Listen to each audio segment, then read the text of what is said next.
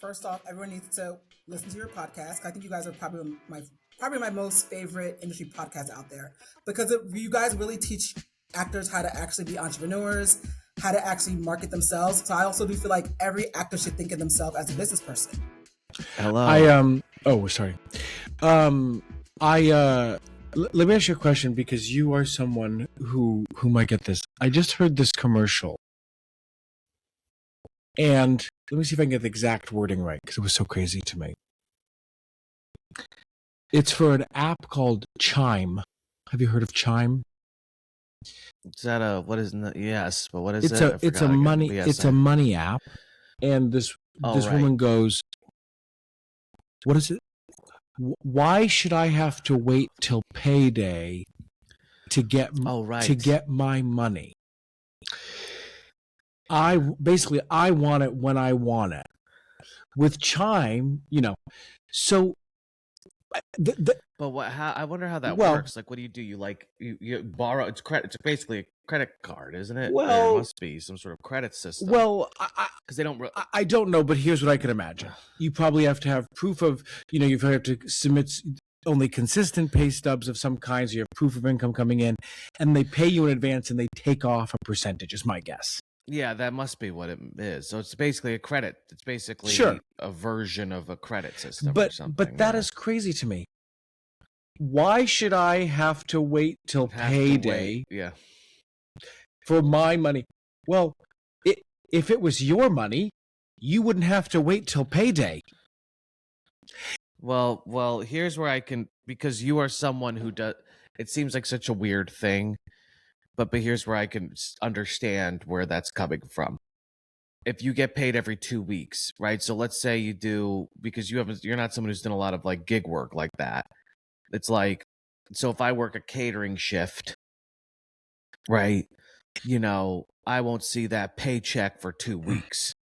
Wouldn't it be nice to see that if I did it on a Monday and actually more, because if they pay out every Friday, okay, so I worked on a Monday. I don't get paid that Friday. I don't get paid the next Monday. I get paid on the next Friday or whatever. Right. So it's like, it makes sense if someone goes, well, no, I would want to be paid on Friday. I get what you're saying. It seems kind of like presumptuous, like. Which is funny. It's just funny to me. Like, exactly. I wish I had my money. I don't. The commercial should be this. I want the weekend now. I don't want the weekend when the weekend comes. It's Tuesday, but I want the weekend right now. The commercial should be, I don't manage my money well. I have no savings, so I need it desperately now. It just, and not only you're taking it even beyond where I would take it. It's just like, to me, it's just like a fact. Payday's payday. It's like I don't want to pay my rent on the 1st. I want to pay my rent on the 27th. Exactly. It's like, well, that's when rent's due. So it's like, but this is what I'm saying. It doesn't matter. It's like when you want to pay it. So like that's when. So let me download this app that will take money that I could be getting if I just waited a couple. It was just it doesn't make sense to me. Anyway, I could see. I mean, if you're in a bad moment, I could see, but yeah, it's obviously predatory. Don't download Chime is my point. Yeah, probably not. Okay, so what's the topic today, and why did you struggle with this and need me to come rescue this episode? Yeah, I struggled with this one.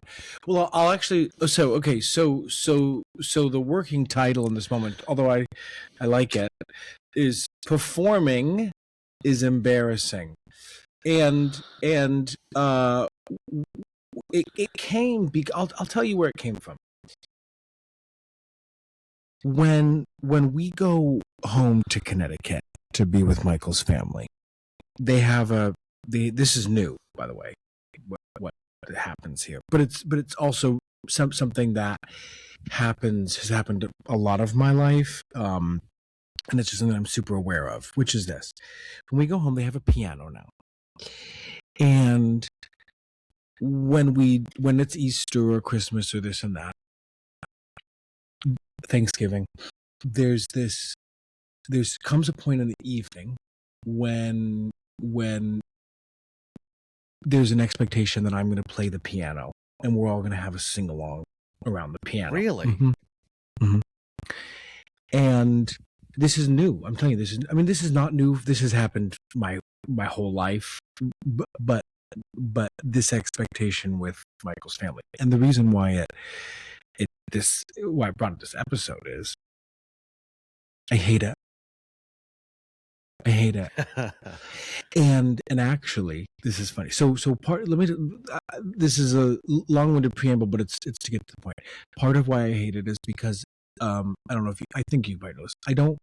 I don't play from ear or memory. I can read just about anything, but I don't play from memory or ear. There are musicians who hold songs in their head and play. That's just not what I do. I don't have that skill, And people who don't really play instruments don't understand it. Really? They say, which is like crazy to me. That's like being like, you don't know the entirety of Much Ado About Nothing by heart. It's like so, but whatever. But it got worse actually. This Christmas, because then it turns out, Mike. Then what it turns into is me with an iPad and people calling out songs they want, and me desperately trying to find free sheet music to. Yeah. Sure. Yeah. Exactly. And I hate it. And the little kids at my feet. Oh, he's so cute. He's cute. He likes the piano. Whatever. How many people are there? Is it just the immediate family, or is it like many people? About 15, 20 maybe, or something like that. LOL. And everyone's calling out titles. And so this Christmas, actually, listen to this. I'm in the living room wrapping presents, and I see a rap book on the piano. I'm like, oh, sure. So they bought a book of sheet music. And actually, what it was there was a whole moment where Maddie, our cute little niece, was going to bring me the music book at the dinner table. And it was going to, and she knows she's 2. And here's your present. And I'm going to open it, and then we're all going to go in the other room, and I'm going to play Maddie's present. Well, before that moment happens, I look at Michael, and I say, let's just hope that it's not like beginner music, because I hate that's even the worst. Is then they give you like beginner music, and then you just make up more music.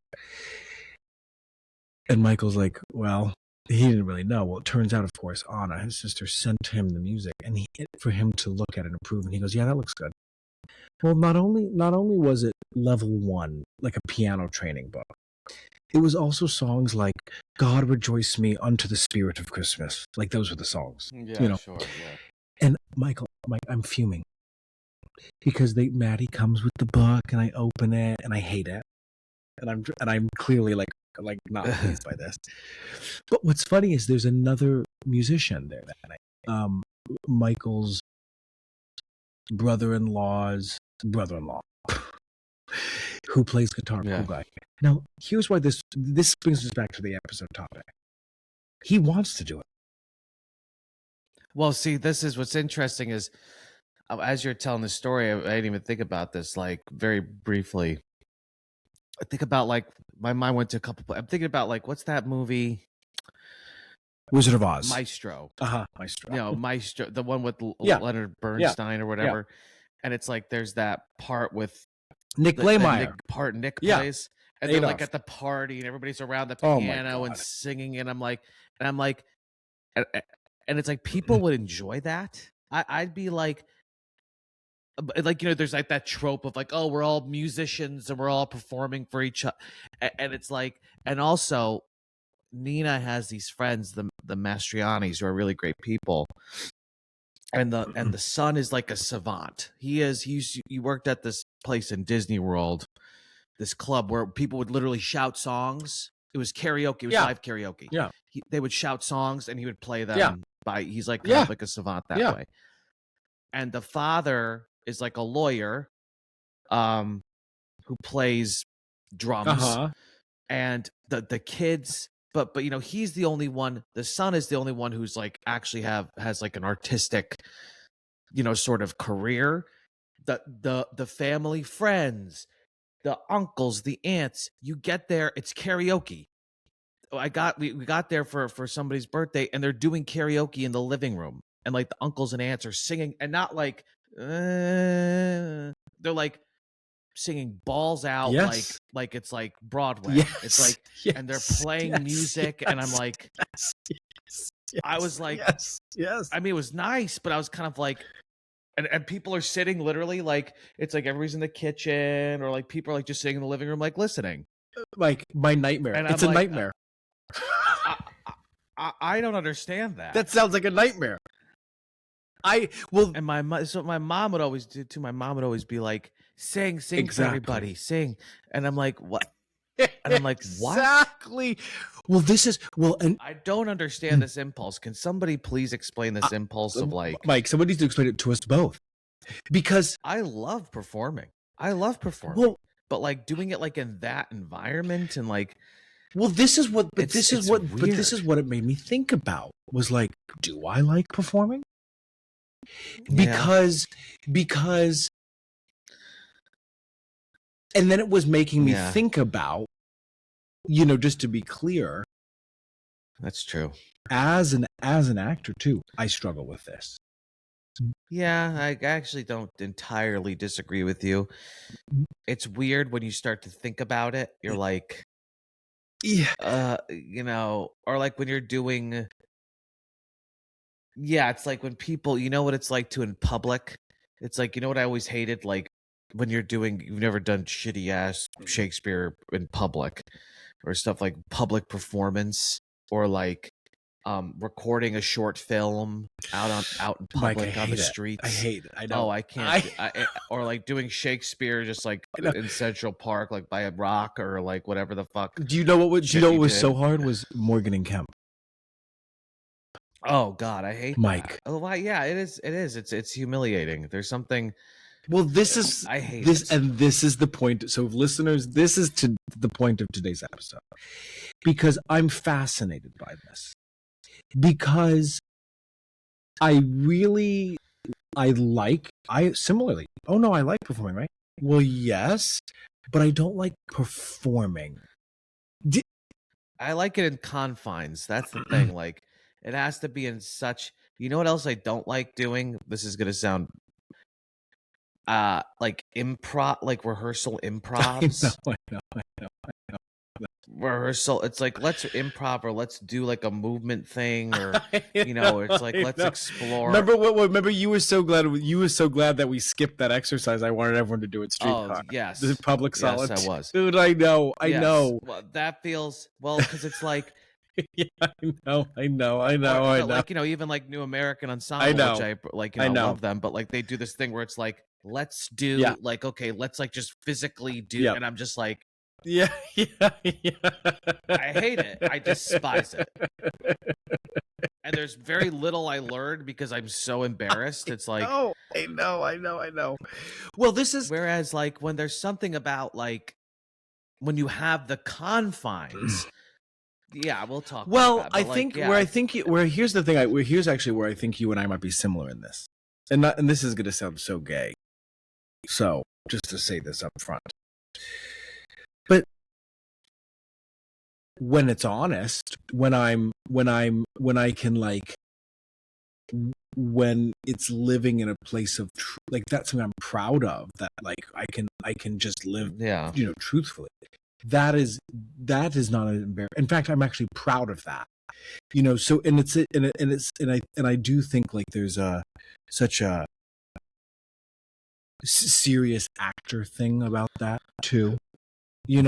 Which is, just to be clear, I want to jump to this Kristen Stewart thing because it made me think of a story too, but I think this was really good. Right. So I had never seen this Kristen Stewart interview that you sent me. Oh, did you watch it? Yeah, I did. And basically, there's a moment where they're talking about Marlon Brando, and I forget what movie it was, and Superman or something where he keeps saying the word wrong. Well, he but intentionally. I guess he was talking about Krypton, but he kept saying Krypton because and Kristen Stewart. Which, by the way, I love. Like that's. I guess I'm just a toxic man because I'm like, I get it. Well, I hate that interview. I just think it's so. I get what she's. Well, we'll talk about she's doing it for the New York Times or something. I forget. Failing New York Times. Who she's doing it with. But she's talking basically about method acting and why. Well, she said, she goes, "Do you know any woman who's a method actor?" Uh-huh. And he doesn't. And her point is that men need to, like, you know, she's like there's the men who need to do 100 push-ups or something before a take, like to like almost, it's almost to like there's something performative about the non-performance is the implication. Yeah. Let me You know what? I'm gonna wait. Can I give you another story in relation to this? Of course. This is really interesting, and it made me think about this. So the amazing Jonathan Hadari, you met Jonathan. Yeah. Yeah, he's so good. You know, he's such a great actor. Yeah. When we did Fiddler on the Roof, Molly, the director, well, you remember, she was on our podcast. Molly wanted everyone to do accents. So we all needed to speak like this. You know, wonder of wonders, miracle of miracles. This is like how she wanted the show to be. You know, Jonathan hated it. And he was Tevye. So when I tell you that he just did not do it, and they would keep giving him notes, and there was like a day we were like working with a dialect coach, like in the space, and like the dialect coach being like, "Now, Jonathan," and he'd be like, "Okay, got it." And literally, my scenes with him would be like, "Tevye, I'd like to take your title," and he'd be like, "No, model, you're not doing that." Like, he wouldn't do it. Yeah. And we would all joke about it. But made me think of watching that Kristen Stewart interview with Brando. And listen, I love Jonathan. He's not going to listen to this, so he's not going to. But I'm not even coming for him. It's except to say, I think it's part of this whole thing we're talking about. In his mind, doing an extra accent for Tevye would not feel honest. Well, it's about the honesty thing. It's a. I mean that I don't want to fixate on this interview for too long, but listen, I don't think she's wrong, as long as it's not harming other people. Well, first off, the thing is, it's like what I just have to say about that interview. What bothers me, the fact that Kristen Stewart is. I'm sorry, now that was not pretentious. Is taking down Marlon Brando. It's like, can you describe a Kristen Stewart performance to me? Like, what does she do besides she's like a dead fish? Well, like, she doesn't have any point of view. Is she the one? I can't. She has name one movie. I can't think of a movie right now. Well, I'm saying this because it's like, well, yeah, because what the thing is now is to just basically be like a dead robot. That's how actors are. Like, you're a dead robot, and so it's like, yeah, guess what, Kristen? Like, there used to be actors who were interesting and eccentric, who had things interesting and eccentric choices they would do, and that was cool, and it was unique. It had a point of view, and like you're like a cyborg. It's like, so I don't know what you're getting on about. It's like, so I would rather have somebody say Krypton and be like, oh, that's interesting. Maybe lead in and be like, how, whatever. Then, and look, the reason why the Krypton thing is funny, I just have to say, is because people do that. People do that. In America, they do that. They pronounce, and this is the kind of guy Brando was too. Is like, well, some people say New Orleans, some people say New Orleans, some people, it's like, hey, let me bring some humanity to the guy. Like, maybe Krypton and Krypton are both correct pronunciations. It just depends on. I bet you Brando would have justified that to himself in some way. To also fuck with the thing. To be like, but also fuck you. But also, like, it's not entirely inaccurate. But he was. I say this because, yeah, men do this a lot. I agree. I do this, and I definitely do this. Is you keep it at arm's length by either being like super like aggressive. That's not what I do.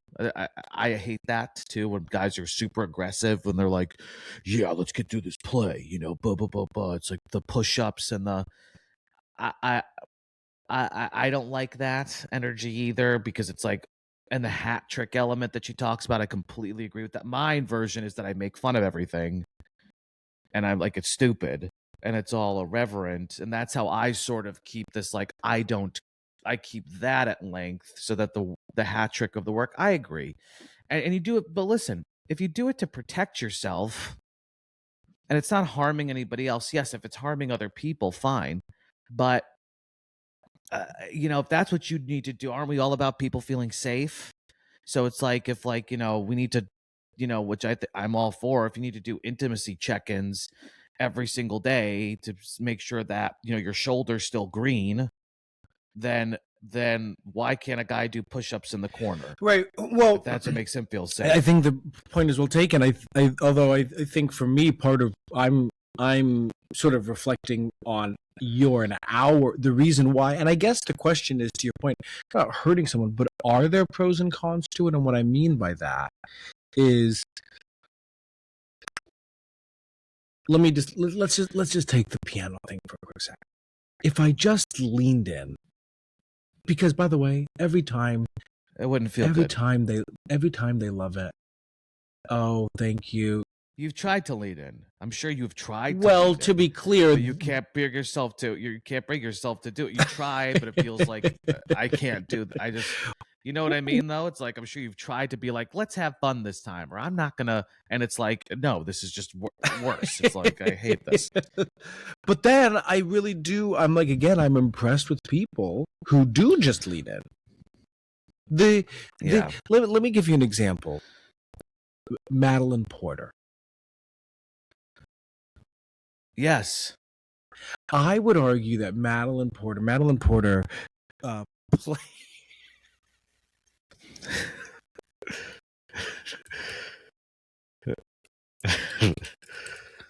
I don't even know why you're laughing right now. I mean, well, because she was classic. Well, She's no, I'm like, laughing because she played a character named Desi in A Streetcar Named Desire, but it's not. That's why I'm laughing because there's no Desi. Yeah, that's why I'm laughing. That's true. But she played this character, but what's amazing about Madeline Porter, to me, is an example of someone who's like, yeah, sure,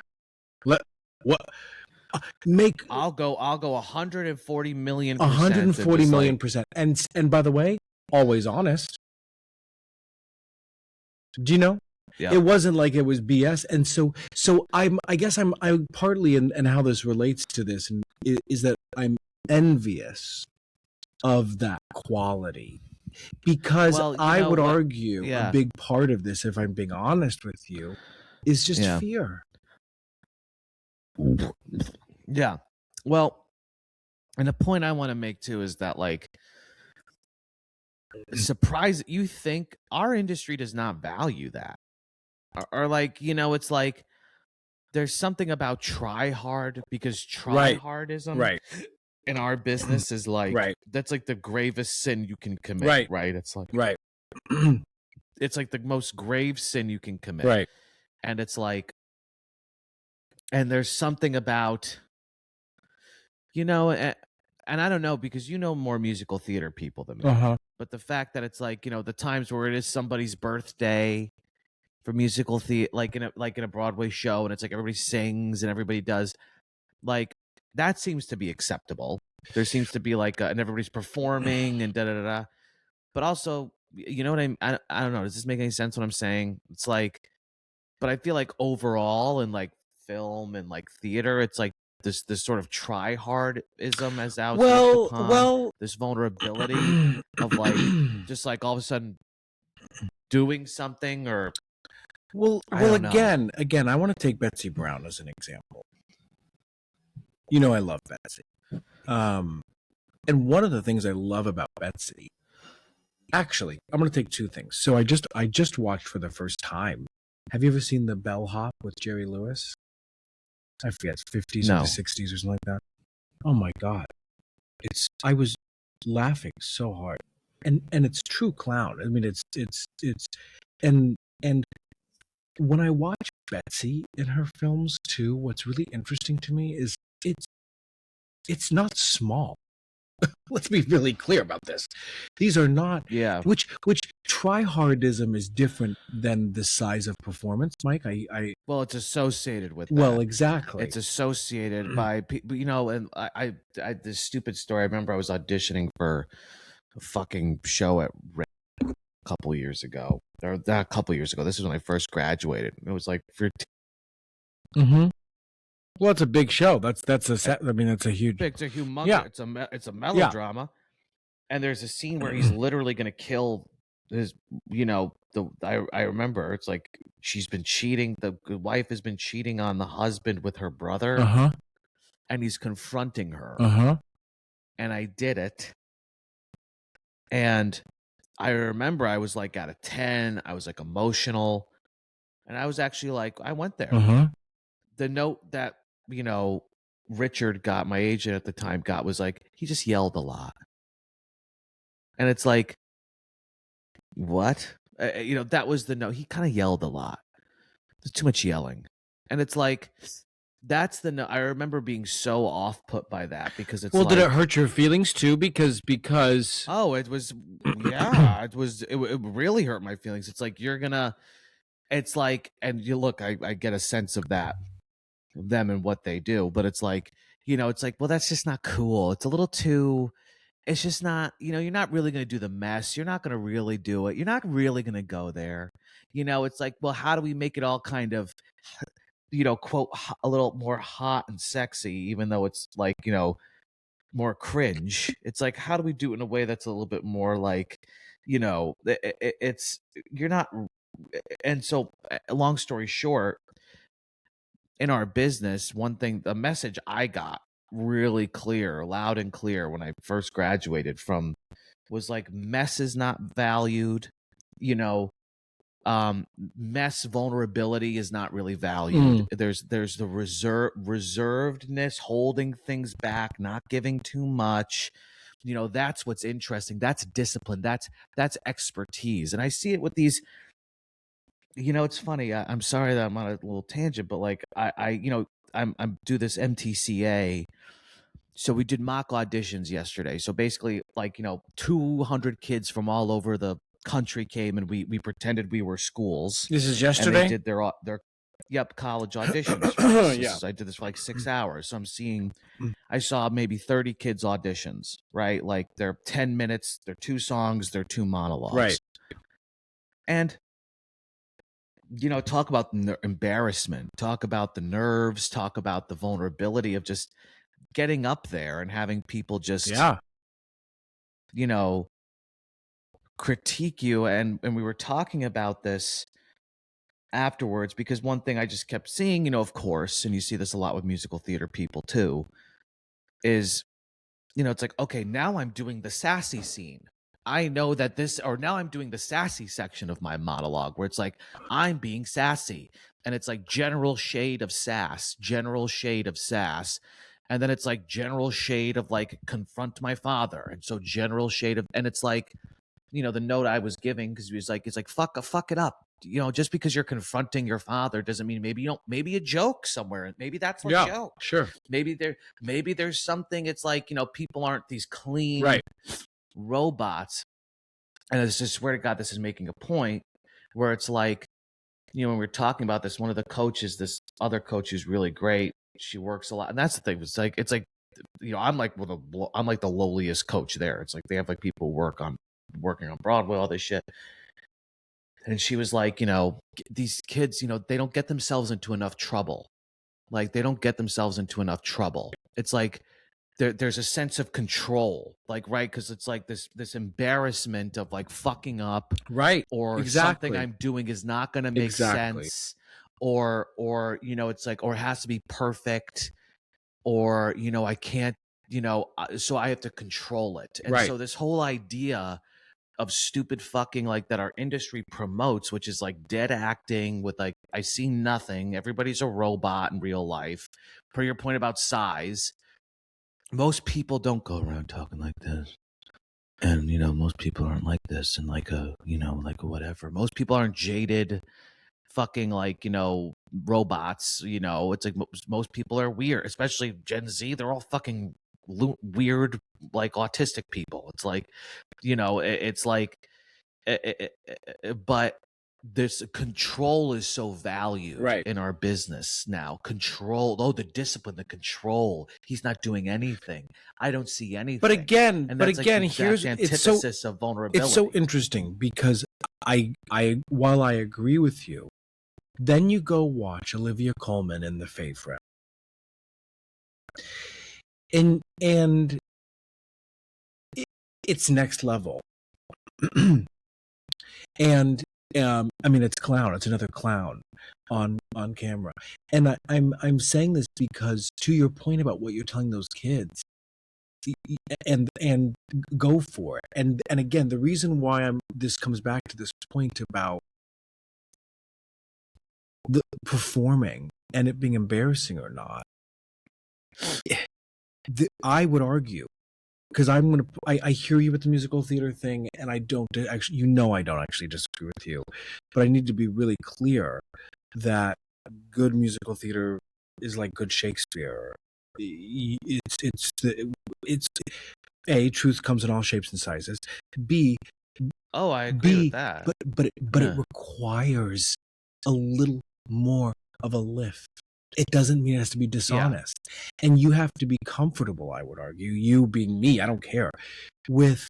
Well, that's the difference between performing and like just like kind of acting, is like there's a little bit, just a touch of that lift, of that, that's why we're saying acting is not embarrassing. Like, it's not acting is embarrassing. It's performing. Well, like, look, it's like I would argue, like you making the choice you did with Moonface Martin, and you told me about that. We won't say the person's name, but who sort of a little bit came for you early on in the process when you... and that's a version of, I would argue, performing, because you're giving this person an affect because it's A, fits in the world, B, you're exploring something different with the character that might not typically be done, and but that takes courage. Well, Shakespeare's like that too, though. Shakespeare is, yes, you're right, because there is an element of, what's interesting about musical theater is like riffs and things with the song. It's like, if it feels inorganic, it's so cringe. In my opinion, it's like when people are just kind of like riffing and doing shit for no reason, it is kind of like, I don't enjoy, to me, it's like, and it's just like when you feel people doing Shakespeare and like using the language and the caesuras and the line endings, and it just feels like inorganic, or they're like using the words, like really using the vowels. But when it's good, and what is good? Is good? What defines good? Because I think you're saying something specifically. It's when that's there. It's when you're playing with it. You're still doing, like, I think I use all of that shit in Shakespeare. I think I actually do all of, like, I use the caesuras and the line endings and the words, but and it's a different. I'm not saying that I'm good at it, even though I think I am. There is an element of like, I'm not gonna like strip those things away and not do them because I want to be real and natural. It's like, no, I'm gonna do them and I'm gonna play with them, and I'm gonna have a point of view of me doing them too. It's not like it's like acknowledging the elephant in the room and using it, but still coming from a place of truth. It's like, well, that's what I mean. In my opinion, it does come down to truth, meaning the same affect you did Moonface. If someone couldn't sell that as believable in a very basic sense, just call it that, it's awkward. Yeah. If you can, but this is the problem. Yeah. If you can fill something with I mean, even because I know you and I have slightly different opinions about, even just what quote unquote truth is in acting. So if people buy it, if I buy that it's truthful, then it's not cringe. Someone riffing or overusing the words in Shakespeare, if it meets the moment based off of, oh, I believe that they really need something and they're really doing that shit, then it's great. Do you know what I'm saying? Yeah, it's, but the problem is, and this is kind of another point, is you can't, there's no because in this business, there's so much expectation to not be in progress.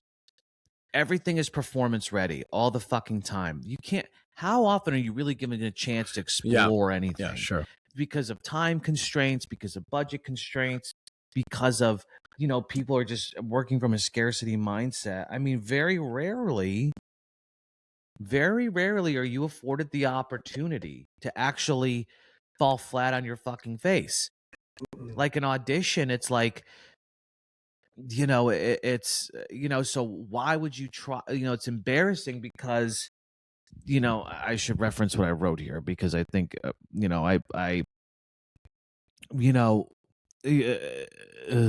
did I? Oh, you said, why do rehearsal rooms feel safer than audition rooms?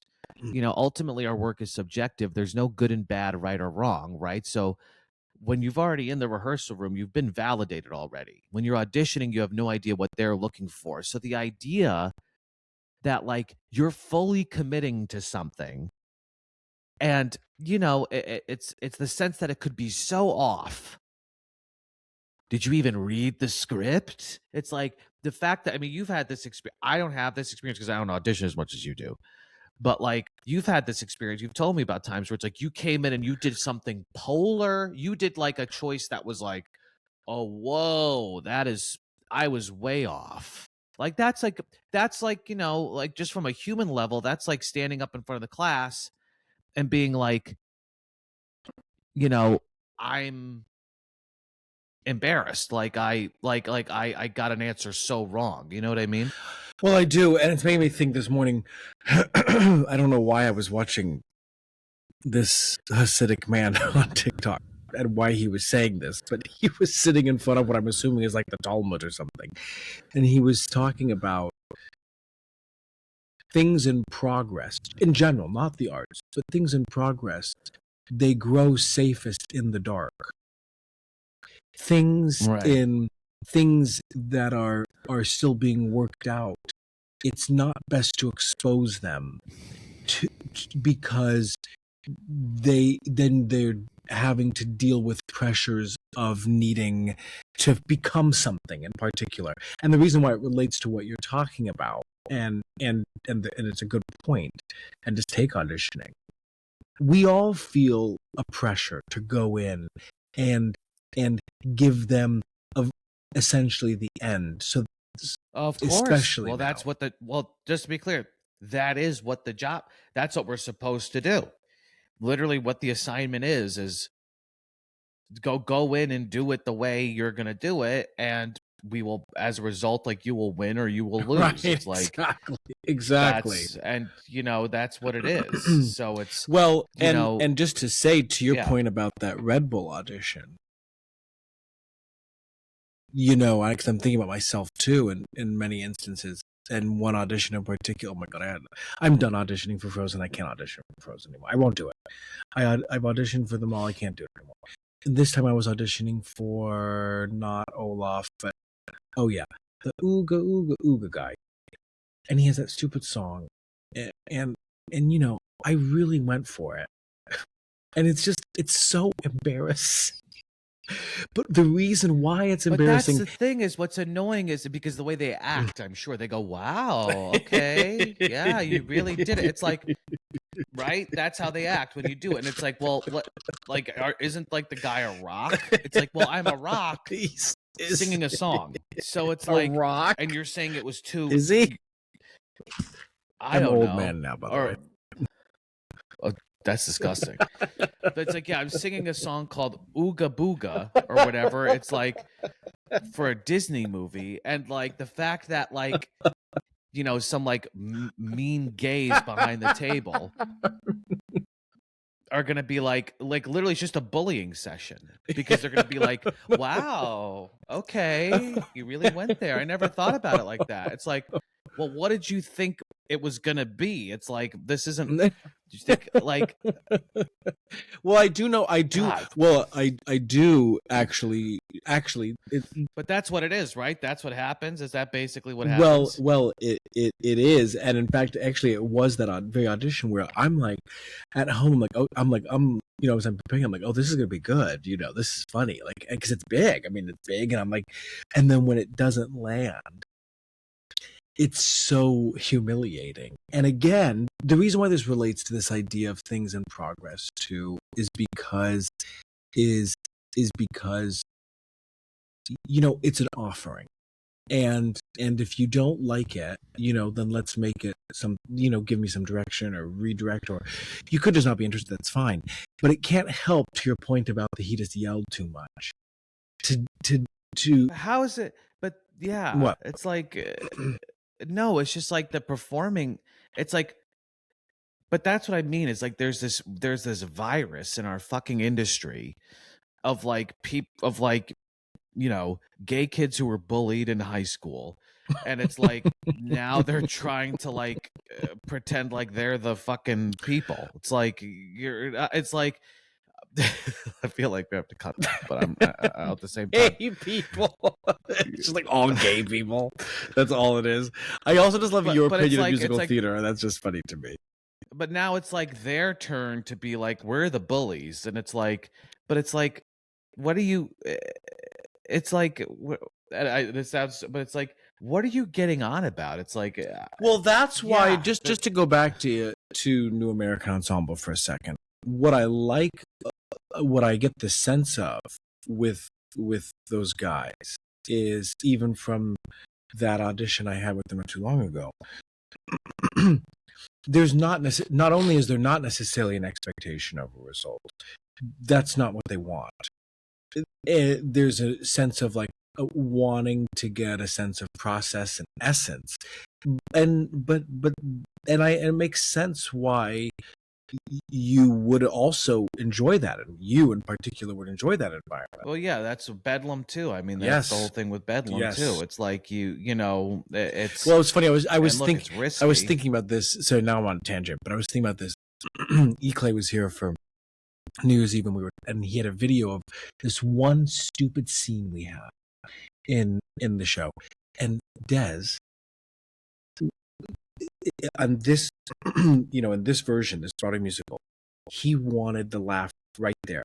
There'd be a time when I first entered, David Ruffin would come up to me and say something like, "You're white," or something like that. That was my first entrance. And then I would say, Jewish particularly. Well, sometimes he would say, "You're white," and I'd go, Jewish. I would like tusk before it, and Des like, don't do that. Take that out. What's my point? Is like, to your point about things becoming a cookie cutter. Like there needed to be an exactitude to what you were creating, which then to this. Yeah, there's no humanity in that, or it's not interest. It's an AI. It's an AI. Exactly. It's an AI. What's the whatever. And so it's like, yeah, how could performing not be embarrassing in this environment where it's like you have people, and I hate that too, when it's like I've had this experience many times where it's like you're going up there being raw, and I'm not talking. I don't think I'm ever a fucking mess. I'm sorry, but this is why musical theater particularly is like it's hard, but also it's just not interesting to me, because it's like you're going up there and you're doing it. You're pre-point the or whatever. It's like you're actually living in the moment, doing it, and it's like and then it's like, well, don't you get? It's like, Yeah. Don't you understand that the laugh? It's like this. It's like all of a sudden you have this like this energy of like, well, it's obvious, and you know it. You're not an idiot. You're not a fucking idiot. You know exactly, because it's because the stupidest people are able to do this, where it's like 1 + 1 = 2, and it's like, yeah, I get that, like the messes things up, but also not to be whatever, or messes up this idea that it's supposed to be like a clean laugh moment or some bullshit. Totally. But it's like, but that there's nothing that feels worse than that, and you know it, but you can't. But now you have the two demons in you, because you have the one demon that's like, this is fake, this is complete bullshit, and you don't think it's interesting, and you don't think it's like worthwhile. But then you have the bullshit of like, isn't it obvious? Is it so up? Just it's like when they're like, just pick up the thing on this line. It's simple. Pick up the thing on this line. And when it's like you're stuck and you can't do it, it's like something as simple as that, and you feel like a moron. You know what I mean? You know what I'm talking about? And it's like, yes. it's like, I don't know what it is. It's just something that yeah, it's like, that's what the Krypton thing is too. It's, I mean, not to be whatever, but that's what it is. It's like you're being manhandled 95% of the time. In this business, you're being manhandled by people who talk to you like, isn't it obvious that that's what it is? Isn't it obvious that like you're supposed to do that there? It's like, isn't that? And it's like you're trying to actually bring something true and like, interesting to the table. and they're just worried about like cut print, moving on, sort of like let's get the basic bitch version out. And it's like it's so that's why sometimes people get a little testy, and that's why people go Krypton instead of Krypton, is because you have to maintain some sort of sense of like, you know, like empowerment, and also being like fuck you, because I know what you're about. You're not about the fucking. You're not. Is the guy who directed Superman or whatever the fuck? Is he going to like? Is he going to like? You know, does he care about making a phenomenal film? But you know what I mean? You know what I fucking mean? It's like it doesn't come out of a place of being like, it comes out of a place of like, this is an interest. It comes out of an artistic values place, believe it or not. It's like it doesn't just come out of a place of like, I want to be in charge and I want to be in control. It's like, you know, I don't know. You get what I'm saying? I don't know why I just went on that Well, tangent, I do, but let me also say this, kind of going back to the karaoke thing. You know, and I have a couple thoughts about this. Number one, performing is just a silly thing to do, right? Like it is inherently a silly thing to do. And it's funny. I was especially in musicals, Mike. This is always interesting to me. You know, you'll go in and you'll do a side, right? You'll do the scene with a reader. And then when it comes time to sing the song, a lot of times, I guess people are not using the readers. But who am I singing to?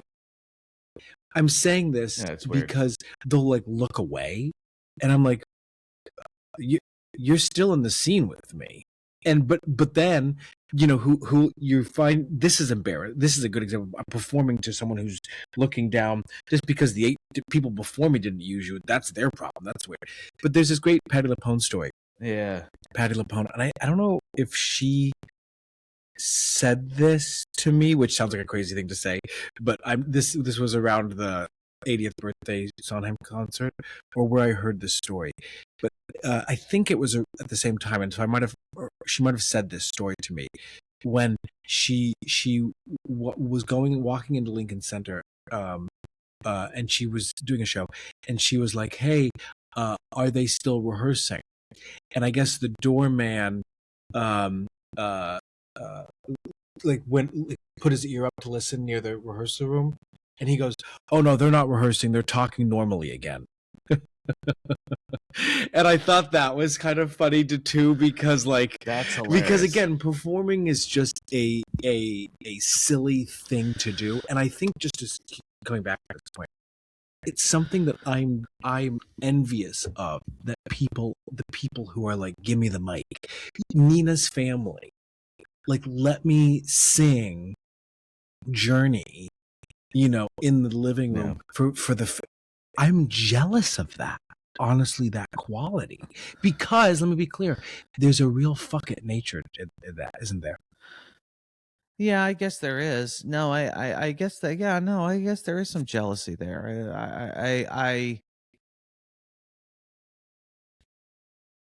But it's funny, right? Because actors who are like that, or performers who are like that, for some reason, I don't know.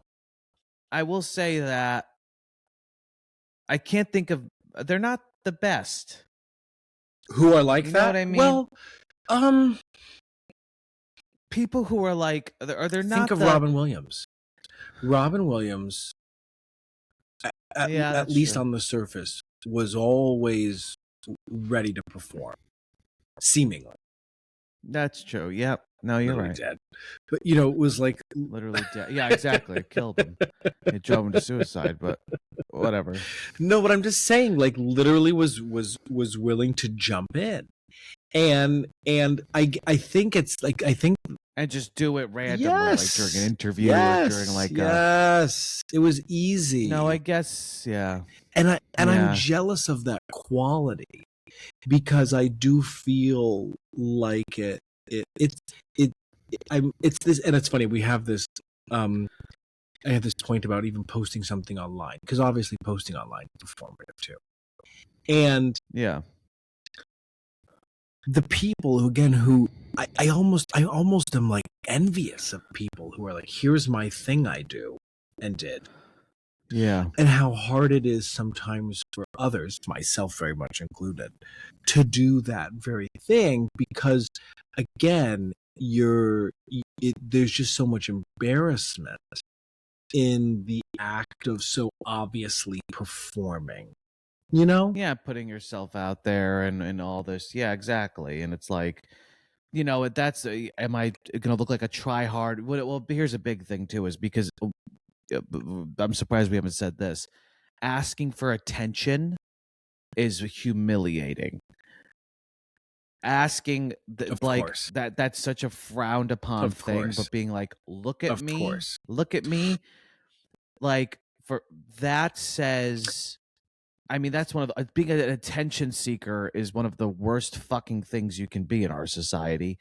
And I wonder evolutionarily, I'd be curious like where that comes from, like why attention seekers are like, you know, so frowned upon, or what is it about our biology that hates attention seekers?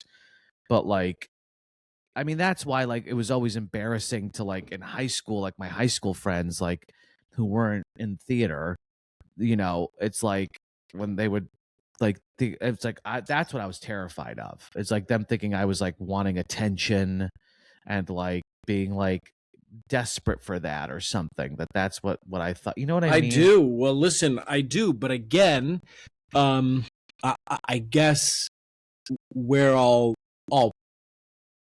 push back on that is I understand that because I feel actually very similarly. But there are so many performers who just who have that bug of like, just let me show you what I got. And yes, there's a version that's cringe, and there's also a version that's quite charming, and that is, in my opinion, I don't have this quality, but that is admirable because, I mean, look, Yeah, I guess. Yeah. just take singing as an example. You know, because it's I think part of where our lens in this is very much the lens of an actor. But if you were a trumpetist, trumpeter, trumpet player, Right. whatever, Yeah, sure. or if you were only a singer, or you would like would that tap into another side of you that needs to be able to essentially grandstand a little bit or show off in a way that didn't feel so ultimately guarded? I don't know. I don't know. I'm not saying I you, I'm really don't saying me, know. because again, I No, I really don't know if what it's like for them. Like for like, you know, musicians. I mean, like there are those guys who whip out the guitar during the party, and like oh my there god. is something that I never. I mean that old trope, and it's like I don't respect that. Like I think that's the thing is like I hate that. Like I actually kind of think that's cringe and weird. It's like if people like all of a sudden just start, you know, playing guitar at the party, singing. I'm like, why are you doing? It's like because to me it's such a maybe because look, because are you gonna tell me at least for actors, but a lot of performers, to me it just seems like the other thing that I don't like about it, and so this is what I'm owning, is like you're demanding my attention. Yeah, of course. Like who are you to demand and this is look, actually talking about this is interesting about like an audition, right? It's like it feels much safer. It feels much safer when it's like I'm behind a table and it's like I can be relaxed and sit back, and it's not like it's demanding too much or challenging me too much. It's like I can sort of engage with it in a safe way. Where it's like if somebody comes in and takes ownership of the room, like true ownership. I know that's what everybody says they want, right? But it's like everybody says they want you to take ownership of the room, you know, but it's uncomfortable. As somebody who's been behind a table, there's something about somebody who comes in, it's like, this is my room now. This is my Of room. It's not course. your Of room. course. I own it. Right. And I'm demanding, I'm taking space. there's something about that I think is good and you're supposed to do, but it's also uncomfortable for the people behind the. Just like this is tangential, but it's bizarrely related.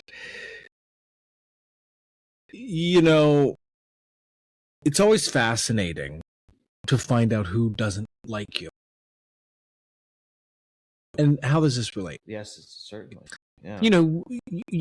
Most people, and you and I think very much included, like are not people who with bad intentions to hurt people. Maybe you, but not me.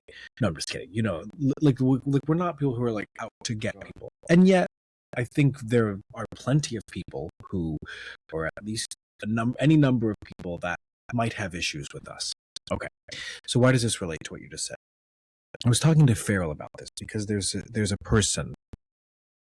My name came up in a circle that I did not, of people that I don't even really know that well. And they were like, "You're Joshua Morgan's best friend." And Farrell told me this, and we sort of broke it down because the conversation is essentially then led to like a friend of theirs who I like very much, who I guess apparently has a point of view about me. And it was all opaque. And Farrell was basically saying, she's like, "Well, you walk in a room and you take up a lot of energy. And you have forever. And there are people for whom that makes them uncomfortable and they feel shut out." And I'm saying this in relation to this because inadvertently, Mike, even that is performative, isn't it? Right? Yes, it is. Well, that's how you counter it. That's how you counter the embarrassment, is like that guy at the party has to be shameless because Right. at the end of the day, when he takes out his guitar, he's saying like, "This is my time and I'm performing right now. And you're going to stop." and not only it's guys. Oh, I'm surprised we haven't talked about this yet. It's showtime. The guys on the subway. I hate it. The subway performers. It's like, I hate it too. There's nothing I enjoy about it, and it doesn't bring joy to my day. It doesn't do anything for me. We're very similar on this whole topic. This is because I hate it because it's like why are you going to inconvenience? So you taking up this, you coming into a space, taking up space, owning space, demanding my attention. Yes. And look. I will say, like, I would not be surprised if there's a level of this that carries into a rehearsal room, that people feel the same way about, somebody making a big choice, someone not being afraid to go there, to rip, to use the language, to give a little oomph, to like, there's some sort of animal thing in all of us, in many of us, that goes like, if somebody's getting up there and performing, I think about, a guy I went to college with, and a performer to the nth degree. And there's resentment that comes, per your point. It's like, well, I wish I could take up space like that. Right. But also it's like this sense of like, this resentment comes from, it's all about you. It's all about you, isn't it? It's all about this egotist. We look at those people as egotists. You don't care. You're just here to take up your space. You're just here to like, do whatever the fuck you want to do. And it's like, well, to be clear, in the combo with Farrell, what came up was a sense of me subsequently having a big ego by way of that, and I hear that, actually I completely do. I just want to offer one thing, by the way, which is not, I'm just, because I'm speaking for myself in relation to this, and it's an interesting conversation as part of this. It's a survival tactic. Yeah. So you have to do it, right. And so I say that though because, to your point about it's all about you.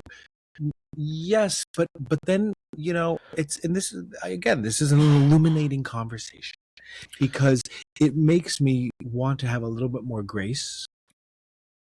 Maybe not only grace, but even more admiration, if I may, in some ways, for some of these people, and also, I agree, and also again, grace with myself when I do that in different ways.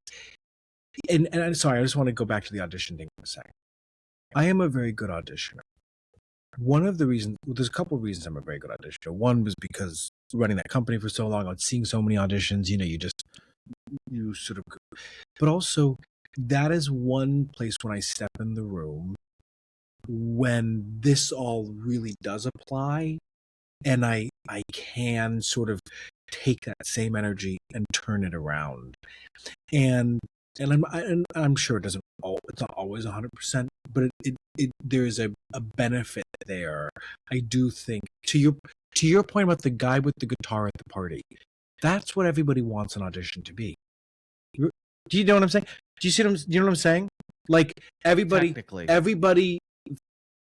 I want to capture this audience. It doesn't like that. That's the goal. Oh, you're saying that's what the person who's auditioning wants, and the people behind the. Imagine you're directing anything. What are the qualities you're looking for just about anything? Well, this is where I do blame our industry, because I think that's what people say they want. I think they say they want come in, take ownership, be strong, blah blah blah. I don't think these motherfuckers really want that. I think they're full of shit. I hear that. They're full of fucking shit. I hear that. I think they want to feel safe in the room. I think they want to feel validated in the room, that their opinions of how could you not? Fair. How could you not? I've been around. I'm not, this whole idea that's like, please, we want you to succeed. We want you to change our minds. We want you to do. No. Bullshit. Like, because then you have to be the most noble. I'm sorry. You have to be one of the most noble people in the world. You have to be like an angel, because it's like, you have opinions of the character. You have opinions about people. You have opinions about, you're not coming in there like a complete raw vessel of like, oh, please blow me away. Blow me away. No. You see somebody come in, you say, oh, I don't like them. Oh, I don't like them. And you want their audition to go bad because maybe you don't like the way they look. You don't like the way they dress. Oh, this is another kind of those people. Or it's like, or they're doing the scene. It's like, whoa. And it's like, so not what you expected. And you're like, well, it must be bad. How could you not? That's human nature. How could you not? How could you not? How could you not? And so it's like, I think that, yes, that is what you have to work towards. These people are human, but that's, you have to work towards being like, no, we want you to come in and take up the space and own the room and change our minds. But so I say this because how do we counter this? It's like, you have to be like those guys on the fucking subway where it's like, I know you hate me. This is kind of how I feel, low key. It's like, guess what? I know you don't. I know I'm not everybody's cup of tea. And it's like, you have to sort of be okay with like the idea that in order to, because if you don't do that, if you dumb yourself down, right? If you dull your light down to make other people feel safe and comfortable and not threatened, then you're going to be just like everybody else. You're going to be just like everybody else. And so it's like, how are you like those guys where it's like, you sort of own this idea of like, when it's time for me to perform, I don't care. I don't care if people don't like it. I don't care if people don't like it.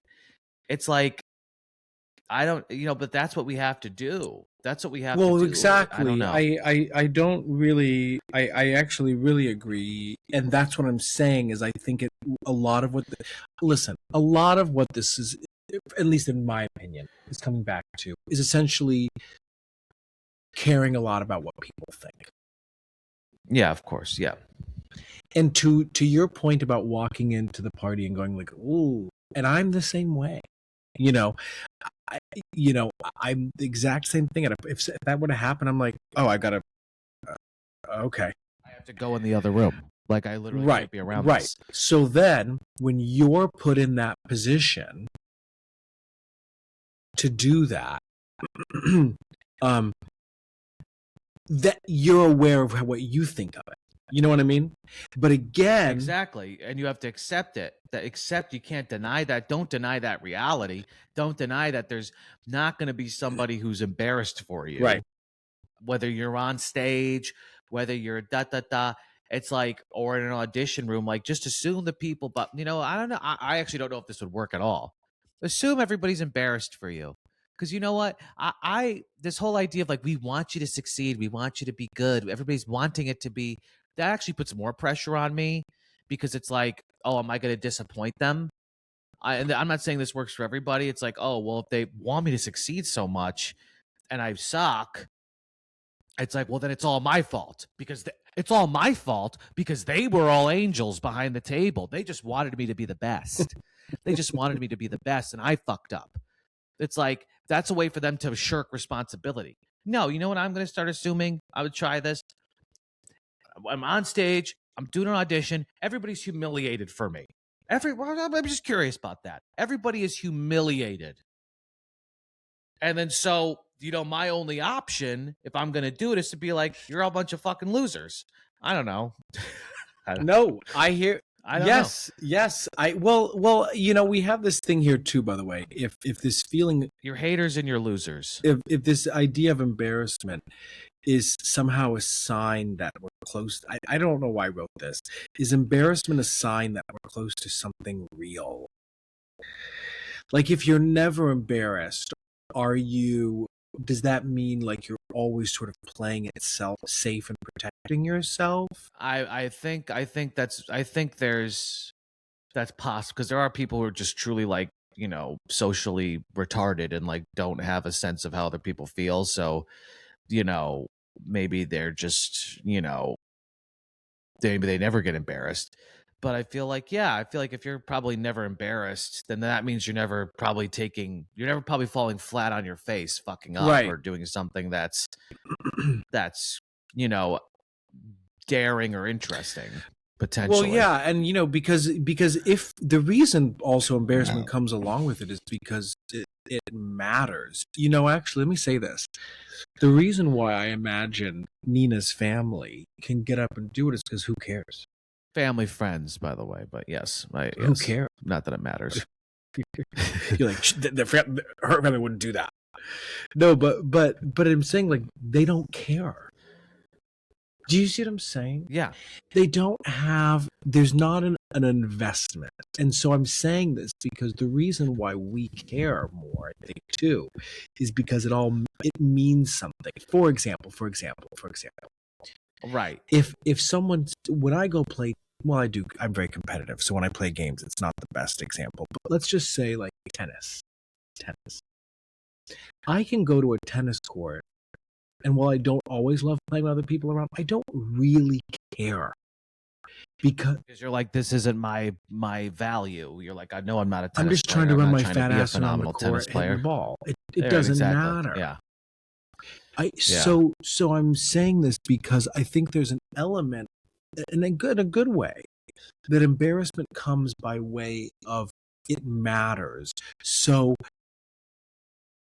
to be candid, the reason it comes back to that stupid fucking piano thing, but like, there's an expectation, right? But also, not only Michael was joking because like apparently like people were like singing off the rhythm, and I was like 1, 2, like I was like trying to get them on the rhythm because I think it matters. And so there's a sign that it actually just is representative that it actually does matter to you, which is, again, the tryhardism of it all is tricky because to your point about the audition room, we're supposed to work with this ease and this fucking quality, right? Within all of this, who cares? C'est la vie. And yet, no. These things, they're pressure filled for various reasons. If no other reason than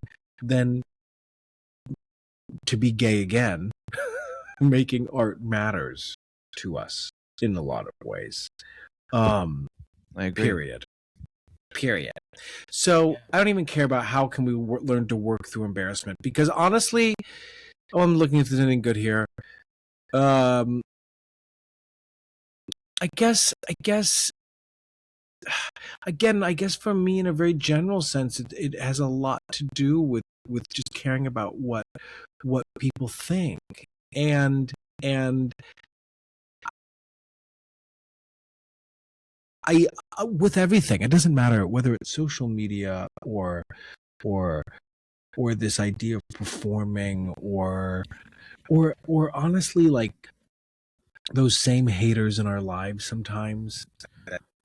Yeah. I continue to long for more of a sense of not giving a shit what other people think. That's really the big Well, takeaway it's for like, me in a lot of this. well, I don't know. There's something, as you know, and so much of, I don't know why I'm wired this way, but obviously, according to Kristen Stewart, it's like evil, but like, not that I think I'm not a method actor or anything like that, but it's like, there's something about confrontation or challenge that really liberates me, because as opposed to being like, and using that as a framework for me, I'm not saying it's helpful for anybody, but this idea that I'm just stumbling upon now, it's like, they're going to be not everybody's on my side.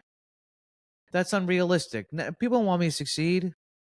They don't want that. They're embarrassed for me. Something about that ignites me in a good way, because it gives me either two choices. Like, I either have the choice where it's like, I don't do it, which is not going to happen, or I have to be like, fuck you. Like, those are my only two choices. It's like, and so for some reason, like, I don't know, like, that this is a big part of how I work through many things, in terms of like, there's something about that for me. It's like, well, yeah, because if you were to assume everybody's going to like you and everybody's supporting you, then you're going to be grossly, disappointed. And so when it comes to the performing piece, it's like, I don't know. We talk about leaning into it, right? Like you at the Christmas party, not that, look, if you don't want to do something like that, that's fine. But if you wanted to feel less embarrassed about that, maybe, as opposed to assuming that everybody's wants to support you, I don't know, what would it be like to assume that everybody's embarrassed for you? It is embarrassing, but you know what? I'm embarrassing. I'm an embarrassing, but I don't know. Just like, what would that? I'm just curious about that, because that's not where we go. We always try to talk ourselves out of it. We always try to talk ourselves out of like this idea that it's like we're being embarrassing, or we're going to be humiliated. Again, and also just by the way, I'm sure there's somebody there who's like, what the hell is this? But everybody's like, oh, thank you so much for doing that. That was so much, all that bullshit. So what's interesting is it's more my thing. Because listen, at the same time, let me just put them in that position. Like, who doesn't want to sit around at family time and sing Christmas carols? Why not? But I'm saying that maybe the framing that would be useful for is like you, they're all judging because me. that's what you're doing. Yeah, I'm just curious, because, well, that's because what it comes down to, per your point, comes about what other people think. Right. And so, as opposed to being like, no, they don't think Right. that, they love me. Right. It's like this poor kid yesterday walked into the room, and this kid was terrified, doing his like mock audition, like just like, the nerves. And I sympathize. Yeah, me with too. that. And you're trying to be like, they want me to be good. Like, we're all on your side. We're all on your side. It's like, what if you just said, I don't know, if for some reason I feel better. For some reason, something in me feels better. It's like, you know what? They're all going to be humiliated. They're all going to think I'm a loser. They're all going to think I'm embarrassing, because then I'm not doing it for them. Because the thing is then I'm not doing it for them. That's partially what it is for me. It's like, when I take on that mindset, it's like, well, they're going to hate it anyway. They're not going to think it's good anyway. They're going to think I'm embarrassing. So it's not about what they think. It's about what I think. Yeah. I don't know. There's something to, I'm not saying that's right or going to be for everybody, but there's something about that I'm curious about maybe exploring, as opposed to this fantasy, constantly trying to talk ourselves into like a dream fantasy world where everybody loves us and everybody wants us to be successful, and nobody wants us to be embarrassed, and nobody thinks we're embarrassing, and everybody thinks we're great and wants to see our most special, truest light and self on stage, and they want us to own everything. It's like, I don't know. Well, I think I think that should be the ultimate takeaway for all you listeners. No one cares about you. In fact, they think you're annoying. They think you're an embarrassment. That feeling of I kind of like it, dude. I don't know. It does something for me. Well, but I love this quality about you, because you'll be like, I don't give a shit, fuck it, and then you'll get like the slightest bit of negative feedback, devastated. And you're like, what the fuck? Right. What those fucking ass. I know. No, but it's actually, but it doesn't stop you. You'll still go. Listen, but I mean that as a compliment. because I do think that, and not to comment myself, but I think I can do the same thing, which is you just get over it. So even now, for a lot of people, I think it's truly debilitating. I don't think it's debilitating for you, and I don't think it's debilitating for me. I think there are people for whom it is truly debilitating. And I'm thinking of one person who has the name I say all the time on this podcast.